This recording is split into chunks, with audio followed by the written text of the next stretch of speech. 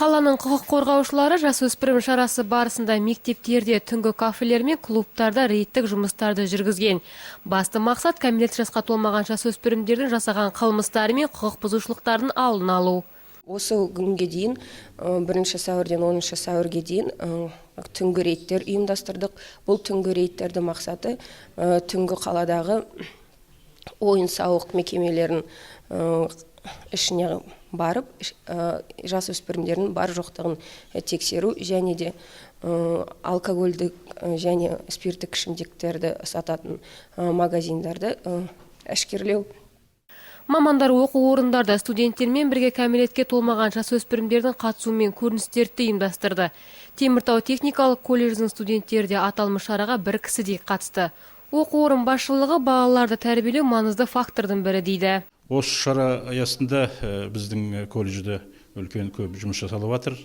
Өйткені балалардың құқықтық тәрбиесіне өте көп мән береміз.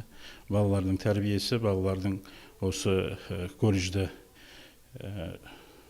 сол құқықты сақтау мәселесі көп жұмыс жасалады. Жедел алдын алу шарасына студенттерде өздерінің қол ұштарын созды. Қалалық техникалық колледждің 1-ші курс студенті Сұлтанбек Ермекбаев мұндай шаралардың пайдасы барын айтады. Ол жастарды үйретеді қылмысқа бармау туралы. Тағы жастарға ондай қылмыстар жасаса,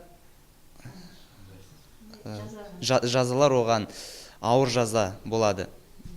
Сондай қылмыстарға бармау үшін ол керек, жыл сайын өткізіліп тұрса жақсы болады. Құқық бұзушылықтан бөлек тәртіп сақшылары ішілім шегіп, ішімдік ішкендерді де анықтаған. Шара нәтижесінде 20-ға жуық жасөспірімге әкімшілік хаттама толтырылды. Біз 20-ға жуық кәмелетке толмағандардың түнгі уақытта өзін заңды өкілісіз жүргендері үшін хаттама толтырылды. Сонымен қоса мелко хулиганство фактілері толтырылды. Сосын бір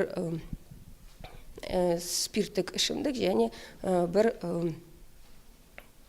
темекі сату фактілерін.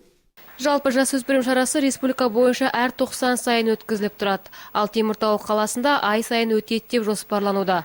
Колледж ұжымына ұйымдастырушылар тарапынан сый-сияпат жасалып, олар алғыс хаттармен марапатталды. Ақерке Заирова, Нұрлан Егенбергенов, Сфера арнасы.